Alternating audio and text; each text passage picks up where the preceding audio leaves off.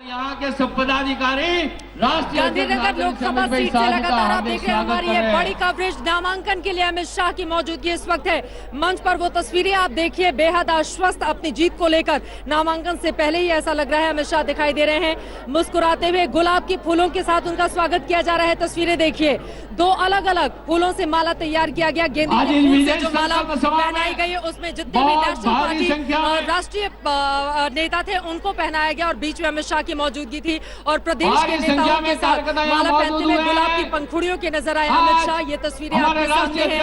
उनका भव्य स्वागत किया जा रहा है मंच पर, जैसा कि बिल्कुल बीच में अमित शाह को बैठे हुए आप देख पा रहे हैं, बार बार मुस्कुराते हुए अपने नेताओं अपने कार्यकर्ताओं को देखकर। और आपको बता दें रामविलास पासवान का फिलहाल इंतजार है, बाकी सभी लोग यहाँ पर आ चुके हैं। अमित शाह के इस नामांकन में शामिल होने के लिए नितिन गडकरी कुछ ही देर पहले पहुंचे हुए हैं। दो पूर्व अध्यक्ष बीजेपी के जिनकी मौजूदगी है, राजनाथ सिंह और नितिन गडकरी। उद्धव ठाकरे इस वक्त राजनाथ सिंह से उनके कान में कुछ बात करते हुए और उसके बाद मुस्कुराते हुए ठहाके लगाते हुए अमित शाह दूर तक इस बात को देखते हुए कि दरअसल कितने कार्यकर्ताओं, लोगों की, नेताओं की यहाँ पर मौजूदगी है, क्योंकि कहीं ना कहीं आज के इस शक्ति प्रदर्शन के जरिए अपनी ताकत दिखाने की कोशिश बीजेपी की ओर से की जा रही है अपने विरोधियों को। अमित शाह की बॉडी लैंग्वेज ये बता रही है कि गांधीनगर सीट को लेकर वो कितने आश्वस्त हैं। आपको ये भी बता दें कि दरअसल इसके पीछे की बड़ी वजह यह है, पिछले 30 सालों से इस गांधीनगर सीट पर बीजेपी का कब्जा रहा है। 52 साल पहले ये सीट अस्तित्व में आई, जिसके बाद 22 सालों तक कांग्रेस रही और एक बार 1989 में बीजेपी जीती क्या, उसके बाद कभी भी पीछे मुड़कर नहीं देखी और लगातार जीत का मार्जिन बढ़ता गया। 7 बार यहाँ से लाल कृष्ण आडवाणी चुने गए और ये तस्वीरें अमित भाई ने खातिर और ये तस्वीरें नामांकन भरी ने आपके सामने हैं।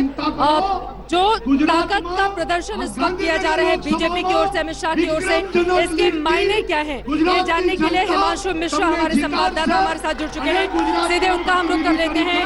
हिमांशु, ये जो तस्वीरें मंच की हम सब देख रहे हैं, इसके मायने और मतलब न सिर्फ गुजरात के लिए बल्कि देश की राजनीति के लिए भी क्या है? हिमांशु, प्रधान नरेंद्र भाई, अमित भाई, देखिए बिल्कुल जिस तरीके से पिछली बार गुजरात से जो है प्रधानमंत्री नरेंद्र मोदी ने वडोदरा से चुनाव लड़ा था, एक माहौल बना था और 26 की 26 लोकसभा सीटें जो है गुजरात से बीजेपी ने जीती थी और उसका एक माहौल पूरे देश में बना था कि राजस्थान में भी बीजेपी ने 25 में से 25 सीटें जीती थी, मध्य प्रदेश में 29 में से 27 सीटें जीती थी, छत्तीसगढ़ के अंदर जो है वो 11 में से 10 सीटें जीती थी और दिल्ली में 7 की 7 सीटें जीती थी। उत्तर प्रदेश में से 80 में से 71 सीटें जीती थी और 2 उनके साथी दल अपना दल ने जीती। तो कहीं ना कहीं एक ऐसा मैसेज गया था और वो ही मैसेज इस बार जो है गुजरात में अमित शाह देना चाहते हैं कि प्रधानमंत्री नरेंद्र मोदी भले ही गुजरात से चुनाव ना लड़ रहे हो, लेकिन पार्टी के राष्ट्रीय अध्यक्ष होने के नाते अमित शाह गांधीनगर की सीट से लड़ रहे हैं, जिस सीट से कभी लाल कृष्ण आडवाणी और प्रधानमंत्री रहे अटल बिहारी वाजपेयी चुनाव जीते हैं। तो कहीं ना कहीं इस सीट का बहुत महत्व है और ये कहा जाता है कि जब अटल बिहारी वाजपेयी पहली बार प्रधानमंत्री बने थे ना 13 दिन के लिए, तो वो इसी गांधीनगर सीट से चुनाव जीतकर बने थे और पूरे देश में एक माहौल बना था। मैं आपको एक और चीज बता दूं चित्रा, कि लाल कृष्ण आडवाणी भले ही चुनाव ना लड़ रहे हो और वो आज इस स्टेज पे ना दिख रहे हो, लेकिन जिस तरीके से बीजेपी बढ़ रही है और बदल रही है, उसे कहना पड़ेगा कि बीजेपी की ताकत पिछले 5 सालों में उतनी बड़ी है शायद बीजेपी के नेताओं ने कभी नहीं सोचा होगा। लाल कृष्ण आडवाणी जिन्होंने संगठन को गढ़ा, पार्टी को आगे बढ़ाया अटल बिहारी वाजपेयी ने, उनके लिए भी शायद यह मुश्किल सफर रहता। जिस तरीके से बीजेपी ने देश के 20 राज्यों में अपनी सरकारें बनाई और पार्टी को आगे बढ़ाया, विश्व की सबसे बड़ी पार्टी बनाया 11 करोड़ 40 लाख कार्यकर्ताओं के साथ, तो ये एक अदद सा सपना ही कहा जा सकता था बीजेपी के लिए। बड़ी बात और महत्वपूर्ण बात आप बता रहे हैं। हमारे दर्शक इस वक्त 2 अलग-अलग तस्वीरें भी टीवी स्क्रीन पर देख रहे हैं, जब आज लाल कृष्ण आडवाणी की संसदीय सीट पर अब अमित शाह लोकसभा के लिए पर्चा भरने के लिए जाएंगे, अपनी ताकत दिखाने की कोशिश बीजेपी की ओर से। और हम तब की तस्वीर भी दिखा रहे हैं जब लाल कृष्ण आडवाणी पूर्व उप प्रधानमंत्री जब उन्होंने नामांकन दाखिल किया था, उस वक्त की तस्वीरें भी देखिए। ये अपने आप में बेहद दिलचस्प है। 30 सालों से बीजेपी का यहाँ पर कब्जा है। और आपको बता दें 1989 में सबसे पहले शंकर सिंह वाघेला जिन्होंने यहाँ पर जीत हासिल की थी, उसके बाद 1991 में बारी आई, 91 में लालकृष्ण आडवाणी की, उसके बाद 96 में अटल बिहारी वाजपेयी यहाँ से चुने गए और उसके बाद से लालकृष्ण आडवाणी लगातार जीतते हुए चले गए। प्रकाश सिंह बादल कुछ बोल रहे हैं, सीधे सुनते हैं।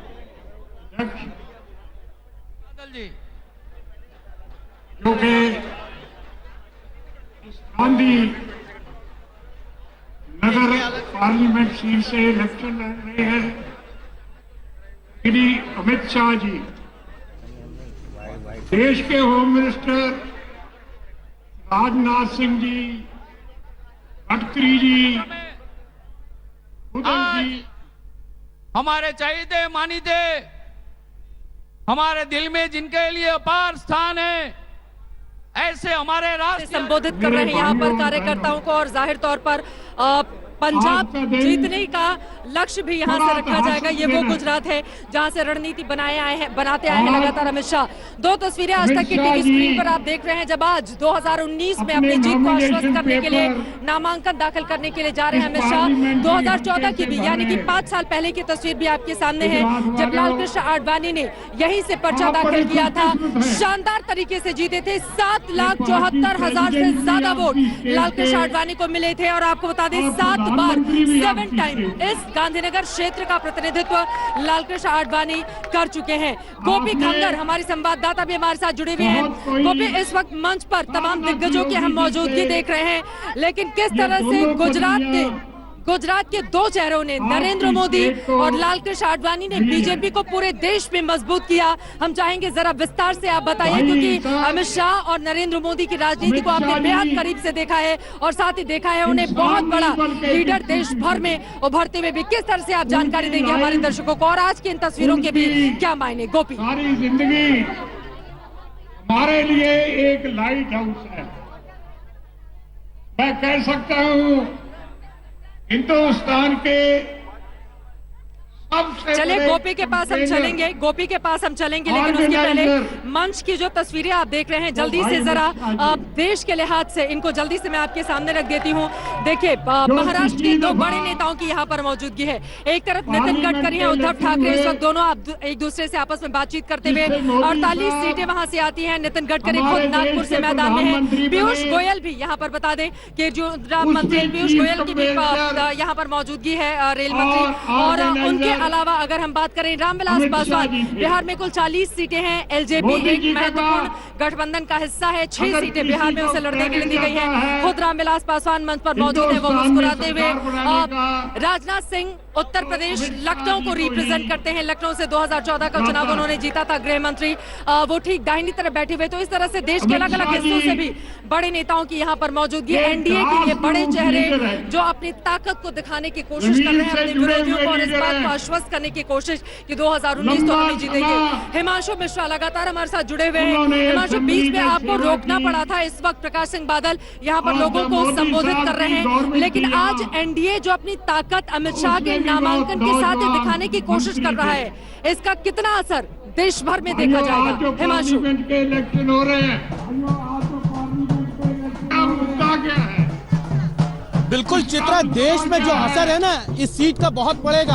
आप ये याद कीजिए 2014 का वो चुनाव जब अमित शाह सिर्फ यूपी की कमान देख रहे थे, वो यूपी के प्रभारी थे और उन्होंने लोगों से जब बात करते थे तो वो कहते थे कि 60 सीटों से ऊपर जीतेंगे हम। लेकिन जब बीजेपी नतीजे आए तो बीजेपी 71 सीटें जीती थी। और प्रधानमंत्री नरेंद्र मोदी ने जीत के बाद अगर मैन ऑफ द मैच किसी को कहा था तो वो अमित शाह को कहा था। उन्होंने कहा था कि यूपी की 71 सीटें जिताने वाले Amit Shah man of the match है। और इस बार उनके पास यूपी की ही नहीं बल्कि पूरे देश की जिम्मेदारी है और इसीलिए यहां से वो गांधीनगर से चुनाव लड़ रहे हैं। एक ऐसी सीट जो बीजेपी के लिए हमेशा सेफ सीट रही है, लेकिन अब देखना होगा कि अब पिछली बार लालकृष्ण आडवाणी 4,80,000 वोटों से जीते थे, तो इस बार जो जीत का मार्जिन है वो बढ़ेगा और इतना बढ़ेगा कि देश का सबसे हाईएस्ट मार्जिन भी बन सकता है, क्योंकि पिछली बार वडोदरा से प्रधानमंत्री नरेंद्र मोदी सबसे ज्यादा वोटों से जीते थे देश में। और उसके बाद आप देख सकते हैं कि आज जो माहौल है उससे लगता है कि ये गुजरात एक बार फिर से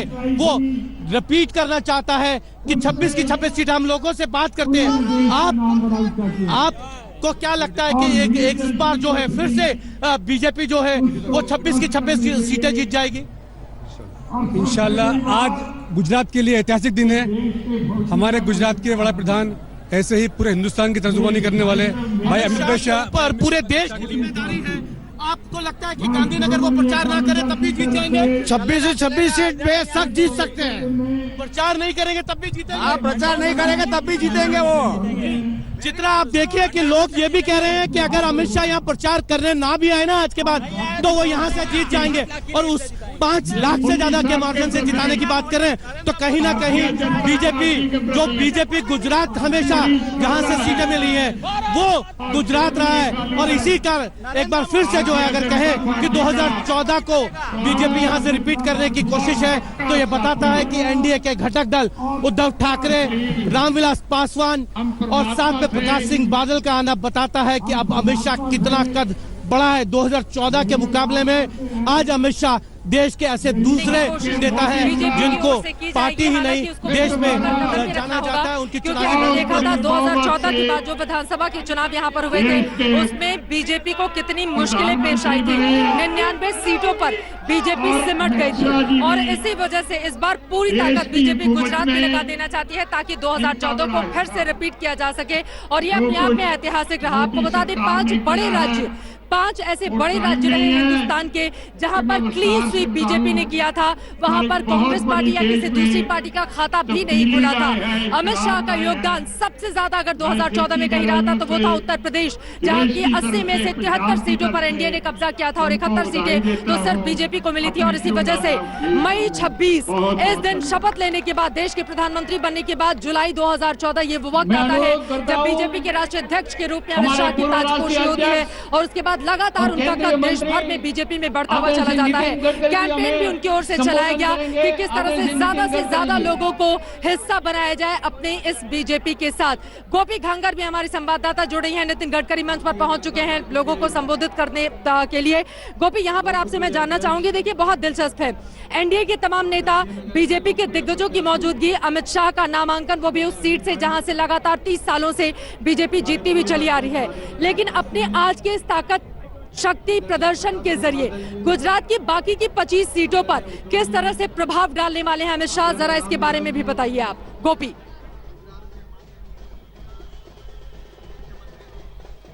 जी बिल्कुल चित्रा, गुजरात की जो 25 सीटें हैं उसमें भी ये सारी जो ताकत यहाँ पे शक्ति प्रदर्शन किया जा रहा है उसका असर देखने मिलेगा कि किस तरीके से गुजरात के अंदर माहौल बना हुआ है और खास करके सौराष्ट्र के अंदर माहौल है कि लगातार बीजेपी से जो थी वो छूटती जा रही है। वो हमने विधानसभा 5 साल में 2017 के विधानसभा चुनाव में किस तरीके से बीजेपी 99 सीटों पर सिमट कर रह गई थी, तो वैसे में बीजेपी लगातार ये कोशिश कर रही है कि उनका जो खोया हुआ वोट बैंक है वो उन्हें वापस मिल जाए। हालांकि जो पाटीदार वोट बैंक है वो अब डिवाइड हो चुका है। पहले ये माना जाता था कि पाटीदार वोट बैंक लगातार बीजेपी के साथ बना हुआ है, लेकिन पाटीदार वोट बैंक अब डिवाइड हो चुका है और शायद यही वजह थी कि पहले जब हमें बताया गया कि अमित शाह का रोड शो होने वाला है और जो पब्लिक मीटिंग है वो पाटीदार चौक में होने वाली है, लेकिन कहीं ना कहीं एक डर सा है कि कहीं पाटीदार का जो विरोध है वो सामने ना आ जाए।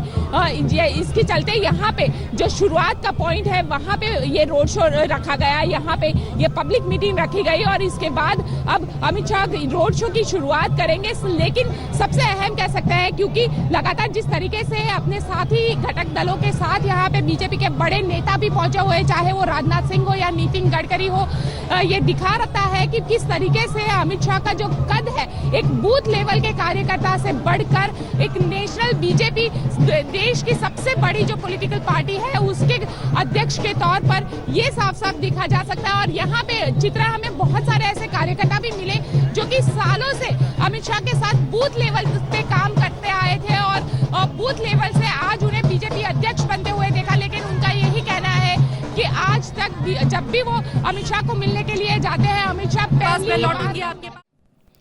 लेटेस्ट खबरों के लिए यूं ही देखते रहिए आज तक और इस वीडियो के पसंद आने पर लाइक, शेयर एंड सब्सक्राइब करना ना भूलें।